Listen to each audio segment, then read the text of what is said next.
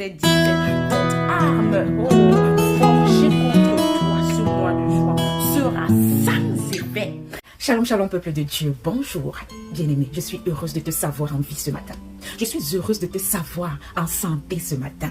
Si ce n'est pas papa, c'est qui? C'est lui. Nous lui rendons grâce encore ce matin. Parce qu'il nous a fait du bien. Il t'a fait du bien, il m'a fait du bien. Mon âme est dans l'allégresse. Voici le nouveau jour que l'Éternel a fait. Qu'il soit pour toi, qu'il soit pour moi, un sujet de joie et d'allégresse. Alléluia. Bien-aimés, nous sommes au deuxième jour de notre jeûne et prière pour consacrer ce mois de juin à Dieu. Le dernier mois du premier semestre de l'année. Nous sommes en train de terminer le premier semestre pour entrer dans un nouveau semestre. Et nous avons vu hier que le 6e mois n'est pas un chiffre choisi au hasard. Pendant le 6e mois, il y a beaucoup d'événements qui se sont passés dans la parole de Dieu. Marie a été visitée par l'ange Gabriel qui est venu lui annoncer, n'est-ce pas, une nouvelle qui a changé le cours de sa vie et tout le monde entier. Élisabeth, au 6e mois, cette grossesse qu'elle cachait pendant 5 mois, le 6e mois, l'ange a révélé cela. Nous avons vu qu'au 6e mois, n'est-ce pas, le Seigneur a parlé à Agé, au prophète Agé, d'aller voir, n'est-ce pas, le gouverneur de Juda, Zorobabel, et le grand prêtre Yeshua, pour leur dire de reconstruire son temple. Et il leur a rassuré que la gloire, la beauté de ce dernier temple sera plus éclatante, plus flamboyante, plus grande que celle du premier temple. Et nous avons également vu que le Seigneur, au 6e mois, s'est révélé à Ézéchiel. La main de l'Éternel est tombée sur Ézéchiel. La main de l'Éternel a fait voir les mystères, les choses que les gens font dans les ténèbres. Ézéchiel a vu tout ce que les anciens de la maison d'Israël faisaient dans les ténèbres. Et nous avons déclaré que tout ce que les gens font dans les ténèbres à ton sujet, tout ce que les gens font en cachette à ton sujet, pensant qu'ils sont très rusés, pensant qu'ils sont très sages, Dieu va te révéler cela. Oui, c'est ce qui se passe au 6e mois. Nous avons des visitations extraordinaires. Nous avons des découvertes extraordinaires. Le Seigneur nous révèle des choses extraordinaires. Le Seigneur reconstruit des choses dans nos vies. Et ces nouvelles choses reconstruites par le grand architecte seront plus magnifiques que les anciennes choses. Alors hier également, nous avons dit merci à Dieu. Bien aimé, c'est important de toujours dire merci. Même si c'est une petite chose que tu as remarqué que le Seigneur a fait dans ta vie. Bien aimé, ne ferme pas ta bouche. Ouvre-la et dis-lui merci. Dis-lui merci. Nous avons l'habitude de dire à nos enfants, lorsqu'on leur donne quelque chose, tu dis à l'enfant, on dit quoi? L'enfant dit merci. Ce qui est marrant, c'est que l'enfant sait ce qu'il faut répondre, mais il ne le dit pas pourquoi. Pourquoi il faut lui rappeler qu'on dit quoi? Pourtant, il sait ce qu'il est censé dire. Bien aimé, pourquoi? Parce que c'est dans la nature humaine. C'est dans la nature humaine. Les humains s'empressent lorsqu'il faut faire des demandes. Les humains sont excités lorsqu'il faut demander, lorsqu'il faut faire des requêtes à Dieu, lorsqu'il faut poser une liste de demandes à Dieu. On est excité, on est engagé, on est là, toujours à la prière, on jeûne, on pleure, on fait, parce qu'on n'a pas encore eu ce qu'on veut. Mais dès qu'on obtient une seule réponse à la prière, dès qu'on obtient quelque chose de la part de Dieu, on oublie de dire merci. On est pressé de courir, d'aller annoncer à tout le monde entier qu'on a réussi, on a ça. On oublie le pourvoyeur qui nous a donné. Lorsqu'on blâme nos enfants, en réalité, on n'est pas différent d'eux. Parce qu'en fait, c'est la même chose qu'on fait à Dieu. Lorsqu'on obtient quelque chose de Dieu, on part d'abord annoncer à tout le monde entier. Et lui qui a donné, on l'oublie. Souvenez-vous des 10 lépreux. Ils venaient, dès qu'ils ont obtenu, c'est fini. Ils ont pris le champ de la course. Et c'est un seul, sur 10, c'est un seul qui s'est rappelé que si je peux courir, annoncer, il y a quelqu'un qui m'a donné cette capacité. Je dois d'abord être reconnaissant. C'est dans la nature humaine. On est pressé pour demander, pressé pour vouloir des choses. Mais dès qu'on obtient, on fuit, on part. On pense qu'on n'aura plus jamais un besoin. Mais ce qui est marrant, papa est le carrefour. Mon ami, cours, va à gauche, va à droite, fais ce que tu veux. Il y a quelque chose là-bas qui va te faire marche arrière. Il dit, retour en arrière. Qui va encore Dieu va créer un besoin là-bas devant. Et tu vas te rappeler, tu auras même honte de lui faire d'autres demandes. Parce que tu vas te rappeler qu'il avait fait et tu n'avais pas dit merci. Tu auras honte. Bien-aimé, apprenons à dire merci. On n'a pas besoin de nous forcer pour dire merci. Toi-même, tu dois être conscient que ce que tu as obtenu était un sujet de pleurs hier. Tu dois être conscient que ce que tu as aujourd'hui, hier, c'était un fardeau. Tu pleurais dans la prière, tu suppliais Dieu, que tu cherchais de toutes les forces à obtenir. Aujourd'hui, tu l'as. Ne pense pas que c'est un acquis. Ne pense pas que c'est du hasard. Il n'y a pas le hasard dans ce monde. Il n'y a pas le hasard. Donc, à quoi tu dois avoir l'habitude, ça doit être une seconde nature de dire merci. Parfois, il m'arrive de m'accroupir et l'armoire de la cuisine est ouverte. Quand je me lève, je me rends compte que je me suis levée, ma tête était à moins d'1 centimètre de l'armoire. Qui aurait pu me percer l'œil, qui aurait pu me cogner, je sais pas, qui aurait pu, je sais pas, m'arracher quelque chose. Et aussitôt, ma bouche dit merci Seigneur. Ça devient spontané. Merci Seigneur parce que quand je me suis levée, l'armoire était ouverte, le bout pouvait me percer l'œil. Mais le Seigneur ne l'a pas permis. Je lui dis merci. Ça devient spontané, bien-aimé. Que le Seigneur nous aide à toujours être reconnaissant. Alléluia. Alors ce matin, bien-aimé, ce matin, nous allons prier et nous allons dire à Dieu, papa, qu'en ce mois de juin, quand nous savons, nous sommes conscients que des choses ont déjà été manigancées contre les enfants de Dieu. Nous sommes conscients, ça ne nous surprend pas. On est fiers même de savoir que le monde des ténèbres se déchaîne contre nous. Parce que, bien-aimé, si tu n'as pas l'os, le chien ne va pas te poursuivre. Si tu n'as pas l'os, le chien ne te poursuit pas. Donc on est fiers de savoir que les gens sont excités à notre sujet. Ça nous réjouit le cœur, ça nous confirme qu'on est sur la bonne voie, ça nous confirme qu'on porte quelque chose qui n'est pas naturel, qui n'est pas visible, mais qui est surnaturel. Et quand Dieu nous donne cette chose, il assure la protection. Donc les gens sont excités, mais ils ne pourront jamais enlever le dépôt que Dieu a mis en toi. Nous sommes heureux, nous sommes fiers d'être attaqués, nous sommes fiers d'être jalousés, nous sommes fiers que les gens se liguent contre nous. Nous sommes heureux, ça nous fait plaisir, ça ne nous surprend pas. Ce qui peut nous surprendre, c'est que tu n'as plus d'attaque, c'est qu'il y a un danger, c'est que tu as un problème. Si tu es un enfant de Dieu et tu n'as pas d'ennemi, tu n'as pas d'attaque, le monde des ténèbres n'est pas excité quand il te voit, c'est que tu as un problème. Tu dois te poser des questions, ce n'est plus normal, parce qu'on doit t'attaquer. C'est ça, le Seigneur nous a dit, vous serez persécutés dans ce monde, vous serez persécutés, mais ne vous découragez pas, parce que j'ai vaincu le monde. Bien aimé, j'aime quand je suis persécuté, c'est sucré, ça me plaît, ça veut dire qu'il y a quelque chose, j'ai l'os entre mes mains. Alors, nous allons élever nos voix ce matin, pas pour dire, ne nous persécutez plus, on ne veut plus, nous sommes fatigués, nous, on aime ça. Aïe, alléluia, bien aimé, on aime ça. Donc ce matin, c'est avec un plaisir qu'on va déraciner toute plante que l'ennemi a plantée dans nos vies en ce mois de juin. J'ai l'honneur, j'ai le plaisir de déraciner toute plante que l'Éternel n'a pas plantée dans ma vie.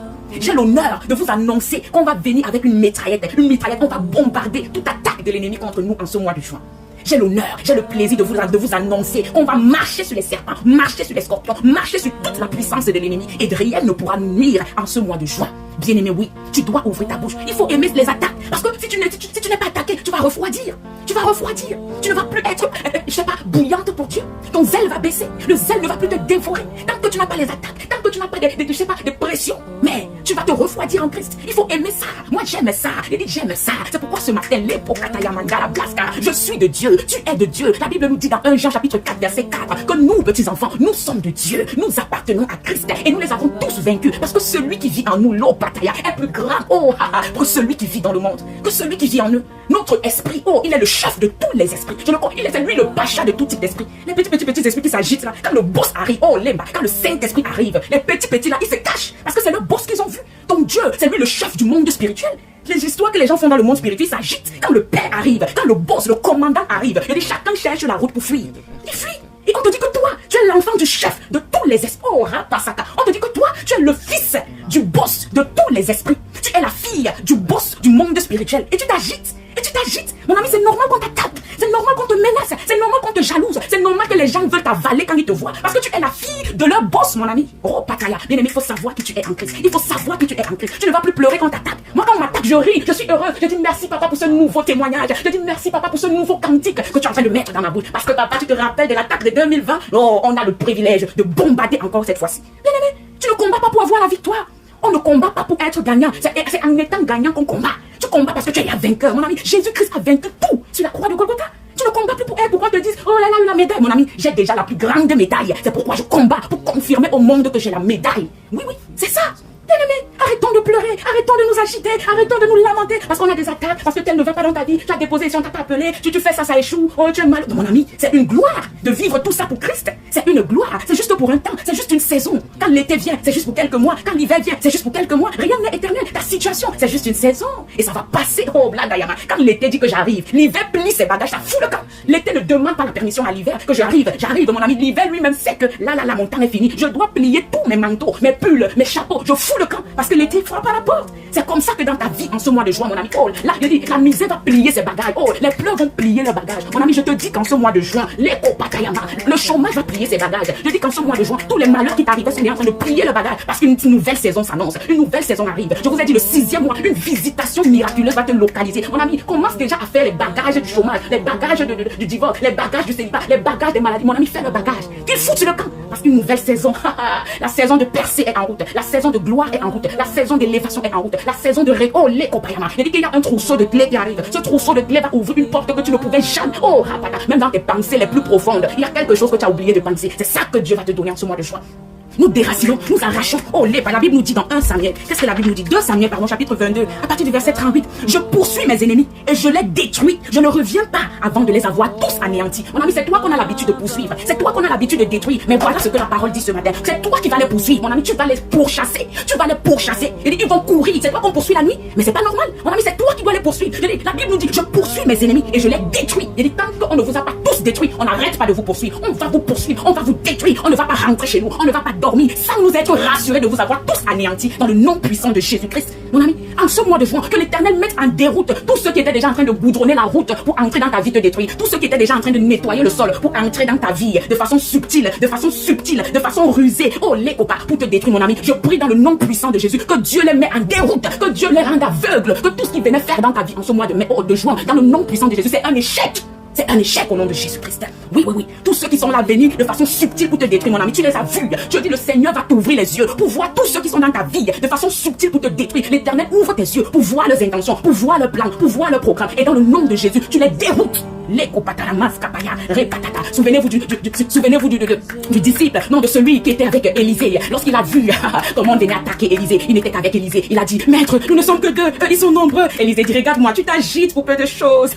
Parce que ceux qui sont avec nous, mon ami, je prie que le Seigneur ouvre tes yeux afin que tu vois les chars de feu qui sont avec nous. Et le Seigneur a ouvert les yeux. Et il a vu ceux qui étaient avec eux. Mon ami, il a gonflé. Il a dit, je vous attends, venez. Alléluia. Bien-aimé, n'aie pas peur. N'aie pas peur. Même s'ils viennent par un chemin, tu les vois, ils sont 1000. Toi, tu crois que tu es seul, mon ami. Si on t'ouvre un seul œil, et d'ici un seul œil, peut-être gauche s'ouvre, et qu'on te fasse voir ceux qui sont avec toi, le cortège angélique, la garde angélique qui est avec toi, mon ami, tu vas gonfler. Rapasser que les blagues. Tu n'es jamais seul. Tes yeux physiques sont trop petits pour voir le monde spirituel. Tu n'es jamais seul. Enlève ça dans ta tête. Tu n'es jamais seul. Ceux qui sont avec toi, ils sont tellement nombreux, indénombrables, tu n'as pas idée. Alléluia. Rapatete luskantalama. Lelo shakaya. Repasekete les blaskaya. Linde les mouchakata. Ropakata la maskete. Lunde les loups. Qu'est-ce que la Bible nous dit dans Ésaïe chapitre 54, verset 17? Toute arme, forgée contre toi ce mois de juin sera sans effet. Et toute langue, je dis toute langue qui s'élèvera en justice contre toi, tu la condamneras. Tel est l'héritage des serviteurs de l'Éternel. Tel est le salut qui leur viendra de moi, dit l'Éternel. Mon ami, lui, c'est le Père qui parle. Quand il parle, on dit oui et amen. Il n'y a rien à ajouter. Quand il a dit, ça devient une loi. Et il va veiller sur cette parole pour l'accomplir dans ta vie. En ce mois de juin, dans le nom puissant de Jésus. Il poursuit en disant, Ésaïe 54, verset 15. Il dit, si l'on forme des complots, cela ne viendra pas de lui. Cela ne viendra pas de lui. Quiconque se liguera contre toi tombera sous son pouvoir, mon ami. Est-ce que tu connais qui est mon papa? Est-ce que tu connais qui est mon père? Mon ami, si tu savais qui était mon père, quand on va t'envoyer d'attaquer la fille là, quand on va t'envoyer d'attaquer son enfant, tu vas dire, je ne parle pas. Parce que le père de cette fille, il est dangereux, il est redoutable, il est lourd, Pachakaya. Bien-aimé, en ce nouveau mois, en ce nouveau mois, tu es protégé. Je dis, tu es dans le creux de la main de l'Éternel. Aucun malheur ne va t'arriver. Je dis, c'est le Dieu des armées qui le dit. Aucun malheur ne va t'arriver. Tout ce qu'ils font, ils s'agitent. Le diable s'agite tellement, il s'agite tellement. Il ne le gère pas. Mon ami, fais ce que tu as fait pour Dieu. Sers ton Dieu, loue ton Dieu, prie ton Dieu, adore ton Dieu, mon ami. Seulement la louange là va détruire le camp de l'ennemi. Il dit, oh, Rapacha, seulement ta louange. Toi, tu loues, tu danses, mon ami. Tu ne sais pas que c'est les bombes que tu es en train de... Pendant que tu chantes, tu confonds tes ennemis. Pendant que tu chantes, ce qu'ils avaient fait, ils commencent à bagarrer entre eux, à s'entretuer entre eux, à se séparer, à se diviser entre eux. C'est ce que l'Éternel est capable de faire pour ses enfants, mon ami. C'est ce qu'il est capable de faire. En ce mois de juin, tous les poisons qu'on a déjà achetés au marché, les nyama trucs, on a acheté pour te donner pour manger. La Bible nous dit quoi dans Marc? Lisons Marc chapitre 16, verset 18. La Bible dit, ils saisiront des serpents. S'ils boivent quelques breuvages mortels, ils ne leur feront point de mal. Ils imposeront les mains aux malades et les malades seront guéris. Qui peut résister à la puissance du chef du monde spirituel? Qui peut résister? Qui peut résister? Ce sont les miracles qui accompagnent ceux qui ont cru en Dieu. On va te donner le poison, mon ami, tu vas avaler. Tu vas même demander l'autre. Ça ne va te faire aucun mal. Aucun mal. Aucun mal. L'antidote vit en toi. L'antidote du poison, la vie en toi. L'antidote est en toi, mon ami. Ça va paralyser. Même le poison, là, va regretter pourquoi ça a accepté d'entrer dans ta bouche. Parce que ça ne te fera aucun mal. La parole le dit. La parole le dit. La parole le dit. Et quand papa dit, il fait. C'est tout ce que je sais. Le reste, là, je ne sais. Je sais que quand il a dit, il le fait. Quand il a ordonné, là, la chose existe. C'est tout ce que moi, je sais. Donc, tout ce qu'on a préparé contre toi, il dit, c'est un échec total. Il dit, échec et mat. Un échec spectaculaire. Aucun malheur ne sera ton partage. Ta famille est sécurisée en Jésus. Ta famille est sécurisée. Ton travail, ton mariage, ton ministère, ton service pour Dieu, tout ce que tu fais pour Dieu est sécurisé en Jésus-Christ. En ce mois de juin, aucun malheur ne sera ton partage. En ce mois de juin, ils vont venir devant toi par un seul chemin, mon ami. Yo, pakata. Quand ils vont voir le chef en toi. Parce que la Bible déclare que ce n'est plus toi qui vis, mon ami. Toi, tu as été crucifié. Tu es mort et enterré. Celui qui vit désormais, c'est Christ. Et la Bible nous dit dans Colossiens chapitre 2 à partir du verset 9 que en Christ habite, n'est-ce pas, toute la plénitude de la divinité. En Christ habite corporellement toute la plénitude de la divinité. Et on te dit que ce Christ, Katayama, il vit en toi. Mon ami, ils vont venir par un chemin, croyant que tu es mangeable, croyant que tu es petit, croyant que tu es faible. Mais quand ils vont rencontrer leur boss, mon ami, c'est par cette chemin qu'ils vont s'enfuir. Tel est ton partage ce mois. Tel est ton partage ce mois. Tu seras béni à ton arrivée. Tu seras béni à ton départ. En allant au travail, tu es béni. En allant faire les affaires, tu es béni. En voyageant, tu es béni. Tout ce que tu vas faire, tu es béni à l'arrivée. Tu es béni au départ. Aucun accident ne sera ton partage. Tout accident qui a été programmé dans le camp adverse force. Nous contre-attaquons au nom puissant de Jésus-Christ. Tout ce qu'ils ont manigancé est détruit maintenant dans le nom puissant de Jésus-Christ. Tu es victorieux, tu es plus que vainqueur. Celui qui vit en toi, il est plus fort, plus grand, plus puissant que celui qui vit dans le monde. Ton monde est sécurisé désormais en Christ. Ton monde est sécurisé en Christ. Mon ami, top 5. Ton monde est sécurisé en Christ. N'aie pas peur. La Bible nous dit, merci Tout-Puissant, Matthieu 28, verset 20. Je vais lire les dernières fois. La Bible dit, voici, je serai avec vous tous les jours, jusqu'à la fin du monde. Je serai avec vous tous les jours jusqu'à la fin du monde. Tu n'es pas seul. Papa est là. Il est avec toi. Il est là. Il te porte comme ça. Il te berce. Il te berce. Quand tu marches dans la vallée de l'ombre de la mort, il est là.